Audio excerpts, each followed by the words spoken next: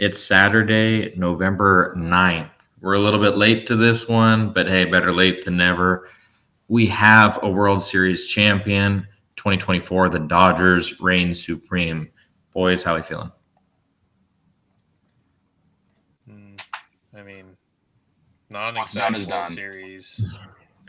Yeah, I think this was, I felt like last year's World Series was not particularly exciting outside of like the fan bases that were involved. And, it would have been cool for the Diamondbacks to win because they haven't won since '01. Rangers never won. So that was pretty cool. But I felt like that one was kind of boring. But this one was even less exciting. Like it had the fireworks with game one, Freddie Freeman, with the walk-off grand slam. Doesn't get any better than that. But outside of that, I mean, I would say it was a pretty lame series. It was just a matter of how long could the Yankees hold out? Like, were they going to win a game? Which they did, and they did it in grand fashion with Volpe getting them the grand slam. I was thinking that was going to be the thing that kind of got them to wake up and kind of be the powerhouse Yankees that they were advertised to be, but they won one game in the World Series. Not very good. I mean, just a total collapse pretty much by the Yankees. I mean, situational hitting was not there. The pitching was just eh. I mean, a couple games where they played, it was actually good. I mean, game 3 especially, and game 2. I mean, only 4 runs, so those games were exceptional. But the hitting doesn't show up. And then that game 5, we could probably sit here and talk about that. That was the epitome of just the failure of the Yankees. I mean, you blow a 5-0 lead in the final game and then you end up losing on your home turf. I mean, what a fitting way for them to lose their season in that fashion. Yeah, I mean, like you guys were talking about, I think with last year's World Series, what kind of made it at least a little more exciting is like I feel like nobody really expected those two teams to be there. The Rangers and the Diamondbacks this year, they were like the two top dogs, and then the other dog became a little dog. He didn't even really put up a fight. I think if the Yankees took one of those first 2 games or one of the first 3 games, it would have been a different story. But when you win game 4 and you're already down 3 games, you're kind of already admitting defeat. Already doesn't matter if you're playing a team on paper that's worse than you. If you're down 3-0 already, it's probably a GG. So kind of a boring series, but I think the Dodgers came in and did what they were supposed to do this year with their payroll, with their talent they have on their team. So can't really say anything about the Dodgers. They finally did what they're supposed to do, and seems like this year they kind of wiped off the Mickey World Series off their record and said that they can actually win in prime time. So Yeah, I think like you said, it was looking to be an exciting matchup with it being the two big dogs. This was kind of the off-season predictions that it would be these two guys. Even though I'm not a particularly big fan of either of them, it was be kind of cool to see the big dog of the East and the West showdown. And like you said, it was a Chihuahua versus a Great Dane. I mean, it was just a slaughterhouse. It was not fun to watch at all. But that's certainly not to take anything away from the Dodgers. Like you were saying, we give them a hard time because they won the 2020 World Series and they have such a good team every year. They win so many games. Like no one's ever questioned them being a good team, but they have questioned them in October, right? The last couple of years have not gone their way. And yet here we are. They blow $700 million just on one player, as well as signing a guy from Japan who had never even thrown a single pitch in the MLB to a big contract that guys work all their lives here in the States to get, while throwing the actual baseball. So like there was a lot of reasons that there was a lot of what ifs and a lot of money being thrown around in LA, but it shows that not necessarily money wins everything, but who they chose. They really did go out for good talent, not just because someone was hyped up with a name. Otani is arguably the best player in the game, and even Yamamoto, he was highly talented over there, and just like even Teoscar. Teoscar was a good player. He had some good times there and for the Mariners, but not like this. I mean, he really was kind of one of the main reasons they actually did as well as they did in the postseason. Even with Mookie started picking it up, and obviously Freddie really came alive as well. But Teoscar was a big deal, especially for the series against the Padres, which you hear a lot of quotes now from the Dodgers organization, the Dodger players, or even the manager, and it's like that was the World Series. Like that was the heavyweight matchup. It was whoever won that series was going to win the World Series because overall, I think the National League was significantly scarier. I mean, you look at all of those matchups. I'd say who was the other wild card other than the Padres and the Braves? Those Mets, Brewers. So I'd say the Brewers and the Braves were easily the least scary, but Padres had a magical year. Mets obviously had that magic going as well. And then we know that the Phillies are an absolute powerhouse. We know the Dodgers are a powerhouse. But it ultimately is the Dodgers were the best team. I mean, even though the Padres gave them a run for their money in the playoffs and beat on them all year in the regular season, when it mattered most, they came through, and there's a reason they're champs. I'm looking at this right now, a little bit of history. The only MLB team in the history of baseball to come back in a best-of-7 series down from 3-0 was 2004 in the ALCS. The Red Sox were down 3-0 versus the Yankees and won 4 straight games. So, I mean, that was literally the only comeback in, 150 years? So pretty much when they went down 3-0, I mean, their chances were below 1%. Like, once they dug themselves that hole, there's no getting out. I think the key for the Dodgers this year was that a certain person was not pitching. Yeah. It was really interesting because, I mean, that was the biggest complaint about the Dodgers going into the postseason this year is, these guys are so banged up with the pitching staff. They're going to hopefully be able to just rely on their really good offense because their lineup is relentless, But their pitching showed up, I mean, in a huge way because not only did their starters, for the most part, I think Jack Flaherty kind of got knocked around pretty good through all the series. On and off, yeah. But overall, I mean, Yamamoto came through for them as well, and their bullpen was incredible. It wasn't the best on paper, but also, again, the Yankees kind of fooled, I think, the league this year into thinking that they were this powerhouse. They have talent, but their pitching was not great. Their bullpen was non-existent, and I mean, they had some good runs here and there, and again, they have a lot of talent. But overall, I think this just shows you the difference in a team that is built for just being well-rounded as well as good fundamentals. I mean, we talk about that was the 5th inning that they blew it in that final game when they had the 5-0 lead. It was just bad fundamental baseball. It looked like us playing baseball over there at Kennedy Park. I mean, horrible defense, or the play where they could have covered first. Why didn't Garrett Cole go over there, or why didn't Rizzo take it himself? They could have done literally any of those combos to get it done, and they did nothing. And I think it's really easy to point out the blunders of the Yankees because ultimately they just weren't the level of powerhouse that they were hyped up to be versus the Dodgers were, and that's why they smoked them.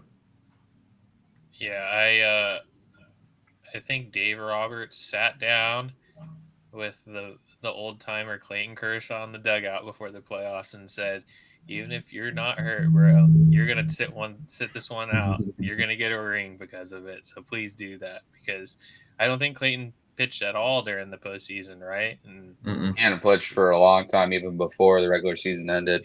And we've always seen how postseason Kershaw is. He has single-handedly knocked them out of the playoffs so many of these years in his career. So I know that's kind of stupid to say, but it's kind of true. Because Kershaw didn't pitch, they have also won a ring. Yeah, and guys just stepped up. I mean, you look at Walker Buehler, he has not been the same since his second Tommy John surgery. Yeah. He had the card stacked against him. Personally, I'm not a fan, But you look at his redemption arc for the Dodgers this year, and it is a cool storyline. He came through. I mean, even a guy like Joe Kelly was traded back. I mean, they really made an effort to get acquisitions at the deadline as well as before the season, and they put together a team. And even despite the injuries, they put together a super team, and they showed it. Let's not discount Blake Treinen either. I mean, dude's chucking a sinker, slider, and just that combos and a cutter. Those 3 pitches with as much movement that he has. I mean, he was pretty much lights out in the postseason, and even other pickups like Kopech, especially in that Padres series, man. When he was on the mound, it was like, oh man, this is it. This game's over. Wasn't Treinen their best pitcher in the postseason? Didn't he have like a 0 ERA? Yeah, I would say Treinen was definitely the most dominant because Kopech got hit up a little bit here and there. Yeah, how much did Jared bring him up talking about Kopech? You know, saying that this was arguably the best trade, and he was super under the radar. Like you said, he did get touched up a little bit, but again, I mean, that bullpen was extremely good for them. I'm trying to find the stats here for their ERA, but I'm not seeing it. And like you guys were saying, you know, Teoscar this whole year has been consistently good. Obviously, he made it to the All-Star game, and then he was consistently probably their second best player in the World Series at least. But again, we were talking about the acquisitions from the Dodgers. Tommy Edman kind of sucked when they picked him up during the regular season. Wasn't doing very much. Was hitting towards the bottom of the lineup. He's really helped the Dodgers push through the postseason, and he did again in the World Series. He went 5 for 17. Up there's one of their best players. And then somebody that we don't really think about when we think about the Dodgers acquisitions was Kike Hernandez that brought him back, and he played pretty solid in the World Series as well. Yeah, definitely. Looking at the ERAs here, I mean, the numbers are going to be deceiving just because of how few innings they thrown. But Banda had a 1 ERA, Kopech had a 3, Vesia had a 0, Gratterall had a 3, Treinen had a 2, Buehler had a 3. I mean, and again, 3 can sound high for that short period of time, but it's just because the numbers are blown up. Yeah, pretty much 1 run would inflate your ERA insane amount over, 10 games that they played over the span of the postseason. Yeah, I mean, I think it really just shows, like, specifically, like, their position players. The Yankees were really top-heavy with Soto and Aaron Judge. They had so many holes everywhere else when it comes to offense, whereas you look at the Dodgers, and they really just don't. They don't have those holes. Like, so many of their starters, other than, like, at shortstop, obviously, this year, so many of their starters were, like, proven could be consistent hitters throughout their careers. Obviously, we even see like guys like Will Smith, who arguably in the past could be one of their top 3 players if they didn't have Shohei Ohtani this year. So he had an off year, but you can always usually count on Will Smith to get you a clutch hit if you need it too. So yeah, that's a great point because I mean, you think about with how heavy the lineup is, even for the Dodgers with Ohtani, Betts, Freeman, and then I would also throw Will Smith in there.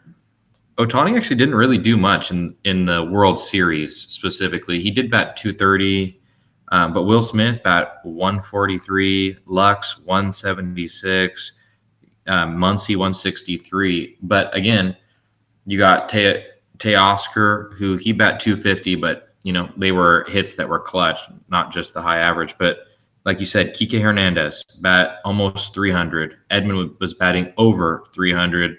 And then Betts was just shy of 300 with 290, and then Freeman at 250. So we see that not all of their big dogs did what they needed to do, but some of them did, as well as the pickups. It was the middle of the lineup guys, the extra guys. No one was expecting anything from Tommy Edmonds, especially like that is not the guy that you're afraid to see at the plate with the rest of that team. And versus the Yankees. It was you're afraid of the three guys in that lineup, and then everyone else was pretty useless. I mean, like Judge is the scariest guy on that team. He's probably going to be unanimous or close to unanimous MVP this year, and well deserved. But he just did absolutely nothing in the postseason. I think Soto was as advertised. You know, he had a 1.1 OPS. He batted 327. I mean, he stepped up to the plate as the big guy on their team, but he was pretty much the only guy that really, showed up. Stanton too. I was kind of thinking though, like coming into the postseason, like Stanton's good, but he's hurt all the time. He can be inconsistent too. I wasn't expecting Stanton to play as good as he did in the postseason. Nobody was expecting him to hit 7 home runs.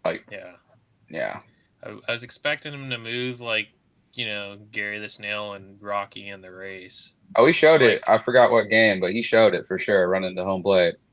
Yeah, he bet 273 with and he one-dotted it. I mean, but even still, I wouldn't have considered him the big dog on that team. Like, that his power is unbelievable, but I don't think that he was in their top 3 scariest guys going into the postseason. And it was super funny going against KC. I think that's when he had that really ugly play or two, which I don't know why the third base coach would be telling him to round third ever.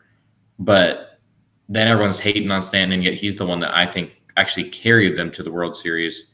But then I think Soto did more of the heavy lifting specifically in the World Series. But that was a great point with Stanton. Other than those two, I mean, it's just overall the bats were quiet. The pitching actually did better than I expected. I mean, you look at the scores there; they're not too crazy. Yeah. But I mean, they gave up 6, 4, 4, 4, 7. So I mean those are still like high-ish, but they're not like they're not blowouts. Like they kept them in the game. This is an offense that can put up those numbers, and even more so. It wasn't a well-balanced team, I think is the bottom line for them. I think going in, I would have said like your top guy, Aaron Judge, second Juan Soto. Then to me, third would be just off of pure talent at this point in their career would have been Jazz Chisholm. And he hit like 238 in the World Series, did nothing. But when you look at Jazz Chisholm, you're hoping he's your bronze medal compared to the Dodgers bronze medal, who's probably Freddie Freeman. There's no comparison. That just shows the lopsidedness of the teams. Yeah, he batted 182 in the postseason. Chisholm did with a 500 OPS. That's not going to get the job done. I think he ended up being a much better trade than I was expecting. But again, a lot of these guys were just great in the regular season and just didn't show up in October. I think that one of the few bright spots, obviously, as we mentioned, Stanton and him coming through. And we've seen it in the past, especially for the Yankees when they were in previous postseasons. He played pretty good. He continued that this year. And also Anthony Volpe. I mean, especially this year, the jury was kind of out on him, especially after a good rookie year. There's a lot of promise.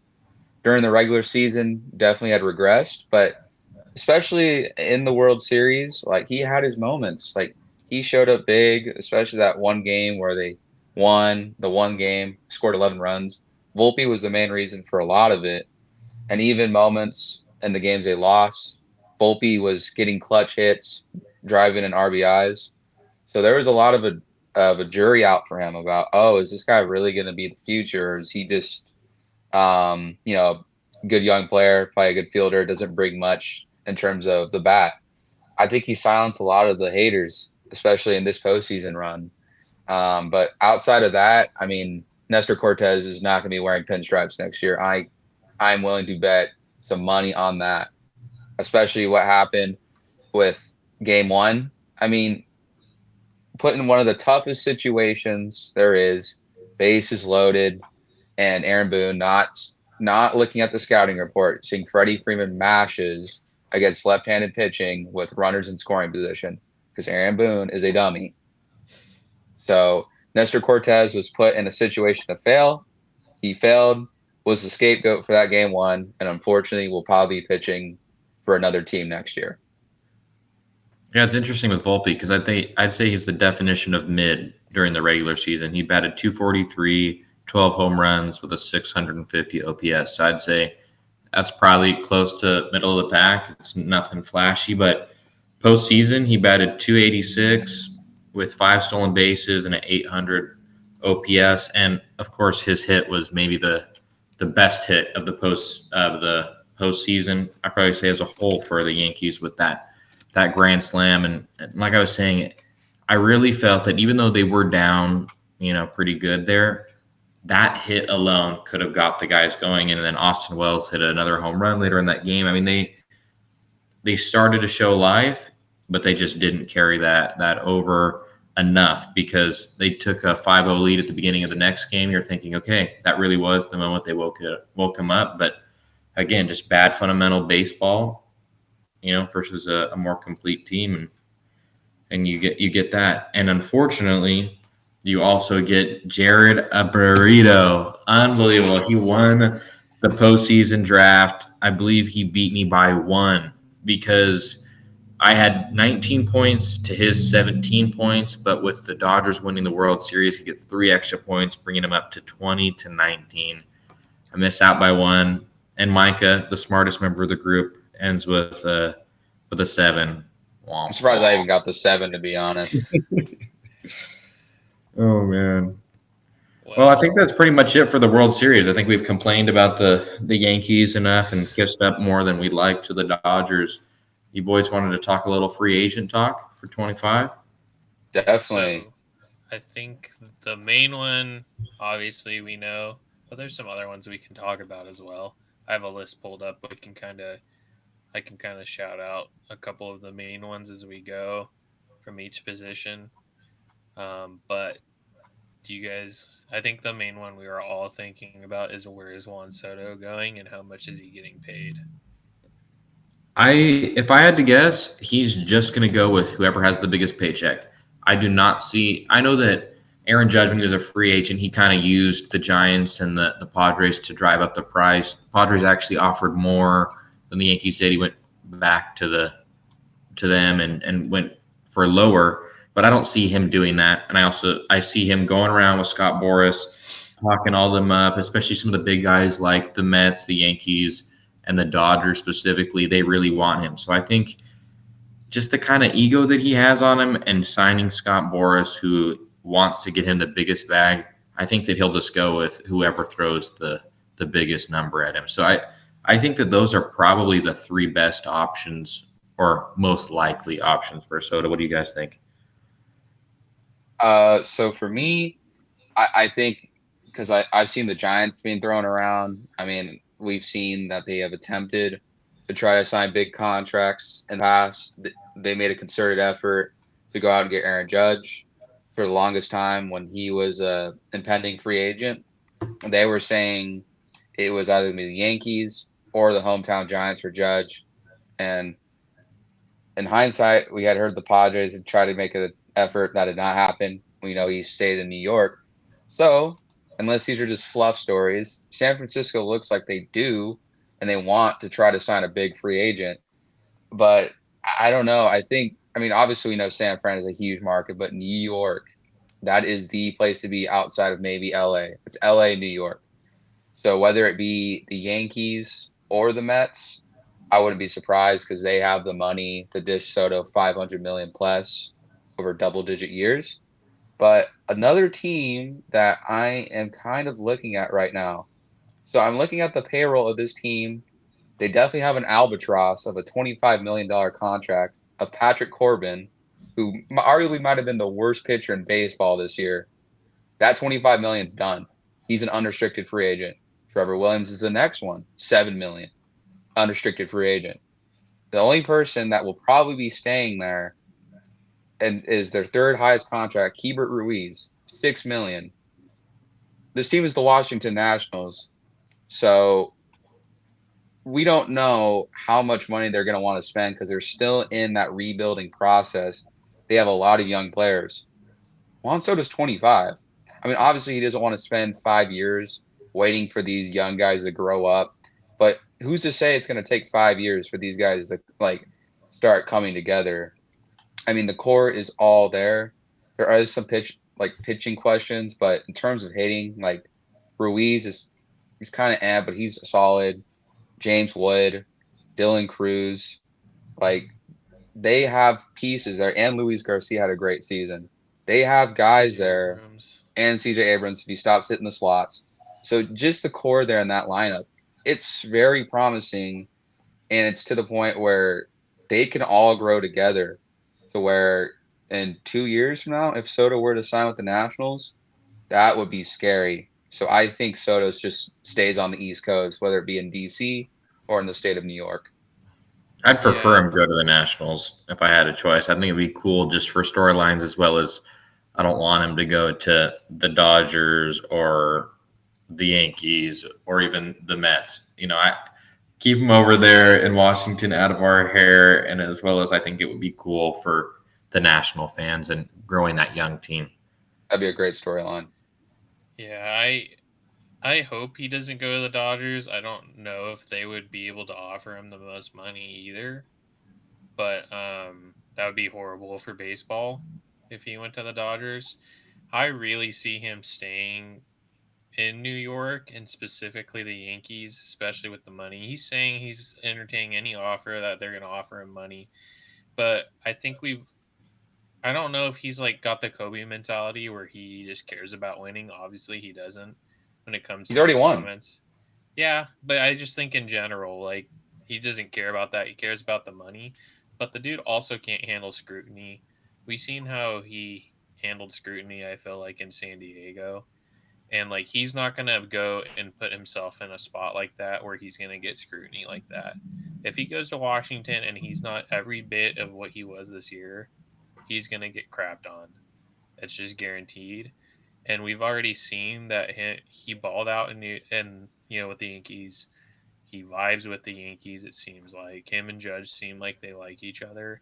So I just highly see him just staying with the Yankees. They're gonna give him the fat contract, and I think that's good for the Yankees. They just need to just do better with building around them.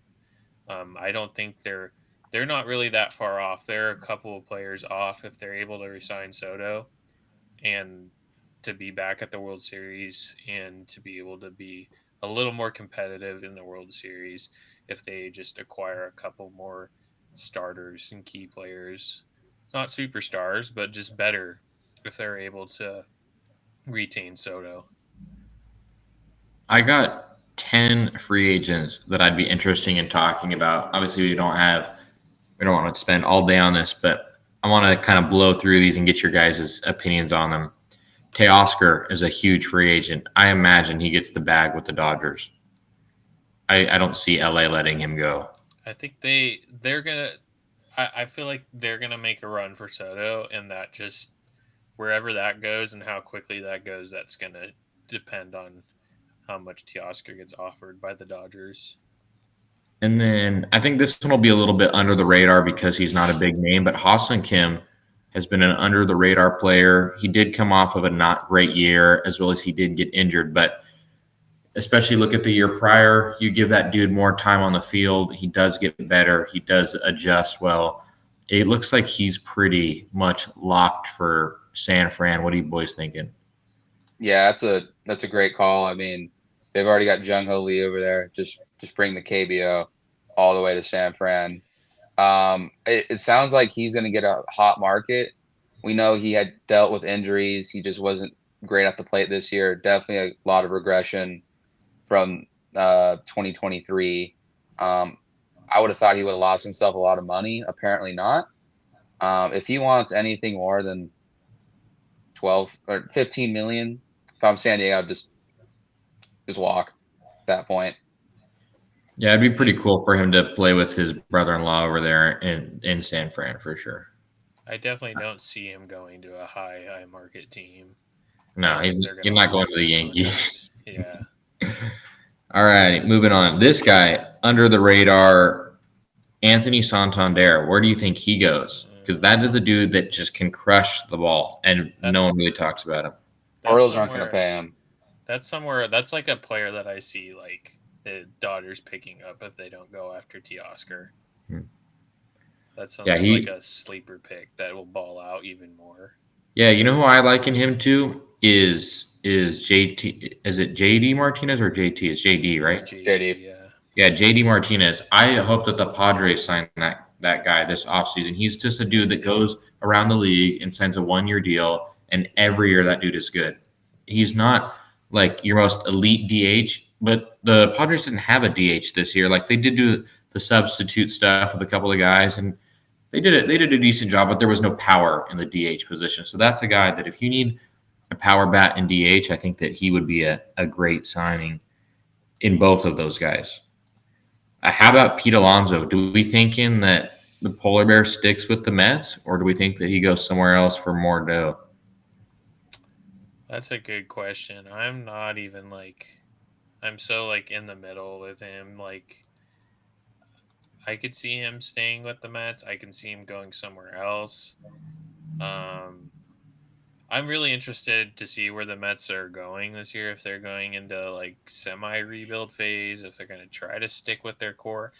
They don't have young guys anymore. Like their team's very veteran heavy. They don't have like a young core.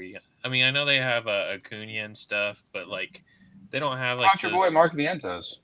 Mark Vientos, like they just don't have a young core anymore. So I'm wondering if they're going to try to retain Pete. He's, I think, on the tail end of his career and still try to make a World Series run, or if they're just going to give up and kind of ball out with Frankie and then see what happens and let a lot of their big contracts guys like Pete Alonso and Jeff McNeil, stuff like that, Brandon Nimmo, just kind of let them walk at some point and try to rebuild.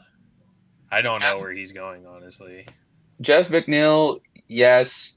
I think Nimmo, I feel like that's like a core player for the Yankees. And I think the Mets are going to try their best to bring back Pete Alonso. I mean, he's been there I can't remember. No, he wasn't there when they were playing the Royals in the World Series. But since that point, I mean, he's been there since then. And he's, maybe aside from this year, he's been their best hitter. So I think they're going to make him a contract offer. And there are reports that they can offer money, like significant money, to both Alonso and Juan Soto without giving each other a pay cut. So I think the Mets are going to make that happen. And if that means Jeff McNeil gets sacrificed, whatever. But maybe this is bias of me. The Astros threw money at Jose Abreu, but this is different. We are talking about a different kind of player. He is somewhat declined, but I don't think it's to the point where like Jose Abreu. Like he had won that MVP 2 years before, but he had been on a significant downtrend, and the Astros still threw money at him. I don't think that's the case with Pete Alonso. I think he still has all-star ball in him. So I would love to see the Astros like make an effort. They still got to deal with Alex Bregman. I don't know if I'm undercutting you, Rylan, with one of your free agents. I would prefer Bregman, that the Astros go after him, make sure to get him down. But if they can get him and Pete Alonso, that'd be great. But I think the Mets are still the front runners to have Alonso's services for the next few years. Yeah, that's a perfect segue. That's exactly what I was going to ask. So Bregman, the Astros don't always seem like the team that is crazy spendy. He's coming off of a decent year this year, right? And so he's one of the hottest free agents. Do you think that the Astros sign him, or if not, where do you think is his most likely landing point? I think they're still the front runners because I haven't really heard too much clamoring for Bregman. A lot of GMs are probably thinking he's just going to stay with the Astros. They have the money to give him a decent contract, and I mean, who knows? It's not like Alex Bregman is not a superstar. He's not even an all-star at this point. He's just a very solid player, good in the middle of the lineup. So it's not like he's going to be getting anything more than $25 million, I would say. So if I were him, and there is obviously going to be bias, but I mean, there's teams like the D-backs and the Mariners saying they want to go after him. Like, why would you go to the Mariners? That's the worst hitting park in all of baseball, with maybe Petco. And also another one's the D-backs, which that's interesting. I don't know if that means for Eugenio Suarez, if they move him to DH or whatnot, but it just feels like the Astros is the correct solution for Bregman. Alrighty, so go ahead, Jay. I was just gonna say maybe Diamondbacks, they try to move Suarez to first base, since it looks like Christian Walker's gonna go bye-bye. That's a great point. I like that you bring up Walker. Here we go. So I'm going to try to clump these guys together because I feel like I want to kind of keep this under 40 minutes. So I'm going to clump these guys together. Some of them, they don't have to play first, but we're just going to rank these guys at first baseman. Who are the guys that you'd want to sign out of these, especially because a lot of them are older? Christian Walker, Justin Turner, Paul Goldschmidt, and Anthony Rizzo. Who are you signing for your team next year, and who's your backup behind them? I mean, I think the correct answer obviously is Christian Walker, just based on age. And I think he's just going to get a much bigger, longer contract than any of those other guys. Those other three guys are 1 year, $8 million deals for any team. I would love to see the Pods go after one of more Paul Goldschmidt than anything, and see if they can sign him to a cheap 1 year deal. Same thing with guys like Max Scherzer, Justin Verlander, guys like that are their contracts are up. I would love to see somebody like the Padres sign one of those starters to the back end rotation for a year and just give it a whirl. So who's your two guys that you're picking out of that class, or NJ? I would definitely go Christian Walker, and I think Rizzo and Justin Turner are spent. I think they're donezo. I would go Goldschmidt for my backup, and if you can sign him to a 1 year cheap deal for where he's at in his career. I agree. I think Christian Walker is definitely the tiers above at this point than the other three guys. You can kind of just clamp the other three together. They're old veterans, definitely past their prime, but could give you a little bit of juice maybe in the lineup. But Christian Walker, Gold Glove winner, when he's healthy, solid bat. So how old do you guys think Christian Walker is, though? I'm curious. I think he's 32? 32, 33. Yeah, he's 33, so he's not young either, though. This is not. Yeah. It's funny. Most of this free agents are actually not young. I'd say it's not quite elder class, but it's pretty close. I mean, this is not. I think he's actually 34. Yeah, sorry, he's 34. I think the top tier guy, that's the youngest guy, is Soto. I think that's the youngest, best player. Ooh, I don't. What are we at for timing? 38. Okay, so if we want to keep it below 40, you said the youngest person. That's not true. There is someone else. There's been reports that Roki Sasaki is going to be putting himself on the list, making himself available for MLB teams to sign him. But I think that's number 2. Right? He's a pitcher. Because I'm kind of thinking more position players right now. But behind Soto, Sasaki is going to be the most sought-after free agent. Yeah, he's going to get paid. He's going to get a bag. He's better than Yamamoto coming out of Japan. Yankees are either signing what's his name? Sasaki? Yankees are signing Sasaki, or they're signing Blake Snell to a long term. All right, I got 2 more for you guys to finish it out. Willy Adames, what do you think about him? Because Milwaukee does not serve out cash, and he's older, right? He's 30. Late 20? Oh, yeah. So where do you think he's going to go? I see him going to the Yankees too. I mean, the Dodgers need a shortstop. I was thinking the Dodgers. They're putting Mookie back in. They said. I think they'll move Mookie back to second base like his original, and they'll move Gavin Lux to shortstop. Yeah, Gavin Lux actually has played pretty stinking well for them actually this year. I think he started off real slow, but he kind of came to life. And then moving on to the last one. This one's just a hometown one, at least for me and Jay. I know this one. What would you do for Profar's deal right now? You're the GM, you're the owner, you get to pick your deal. What are you doing to keep him or not? I throw a 2-year 24 mil, I would say the 12 mil a same year ballpark. 2 years, 24 mil with maybe an player opt out option after for a 1 third year. year. Yeah, Yeah, I would. Yeah. I feel like I'd honestly go less money than that. I feel like I'd go either 22 or 20 for 2 years, and I'd have the option to opt out for the Padres in the second year. Because here's the thing, he did come off his best year. He was amazing in the first half. He was super mid, if not below that, in the second half. I think that he loves San Diego, and he's also seen that this is where he plays the best. I think that's also in his mind, as well as I think he just loves it here. So I think this is one of the more friendlier contracts that has the potential to be beneficial for both parties. And I would like him back, but we've already had way too many bad signings literally in the past 3 seasons. I do not want to see them give him the bag just based off of a portion of his 30th year in the league. I think the Padres need to be done with guys that are sub or par 30 or over with long-term contracts. That has bit them in the butt. Yep. I wish that we would have signed Ha-Seong Kim when they gave Cronenworth the deal. What was it, at the beginning of this year? End of last year? Last year, yeah. Yeah, I wish they would have signed Kim over Cronenworth, because if you look at their stats, the longer Kim plays, the better he gets. Obviously, this year not great, but he has progressed. Cronenworth has actually declined every year that he's played. So I'm really bummed on that contract, even though it's not nearly as big as, say, Manny or Xander, which I don't particularly love either of those. But purely just based off vibes and good clubhouse energy, Profar is worth the sign if it's a reasonable cost. Yeah, I think he deserves more than like that 1 year 7 mil deal that he got with the Rockies. I think he has had his best year of his career, and he's not going to have a better year again in the rest of his career.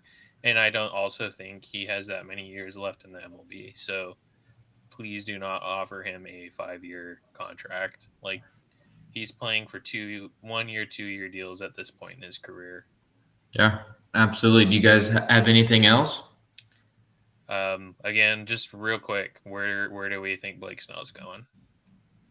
I think he's arguably the most important pitcher. I know we also say Corbin Burns, but I think Blake Snell is the most appetizing pitcher. My dream would be that Mariners actually decide to spend money and he gets to go to his home team. But I think that his 3 biggest options will be the Padres, I think that the Dodgers, and I think the Yankees. I think those are your 3 biggest options, because the Dodgers, they do well with pitching. They're proven. They're a winning team. Yankees, similar story, but deeper pockets. And then Padres have given some big contracts, as well as, he knows the team, knows the organization. I think those are your top 3, but I'd put Yankees first, probably, then Dodgers, then Padres. I agree. Dark horse for me, I agree with those 3, but a dark horse is the Rangers. Max Scherzer's contract is ending this year. He's a free agent, so you can pull that money into getting an ace. So maybe the Rangers is the dark horse.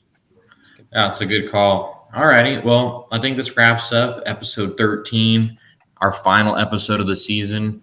I'd say that there's a chance that we make some episodes throughout the off season, but probably won't really start it back up until we get closer to spring training, or maybe even during spring training, kind of catch up. Maybe we'll do our season rankings for 25 and kind of just yak it up with the boys and see what we'll the signings.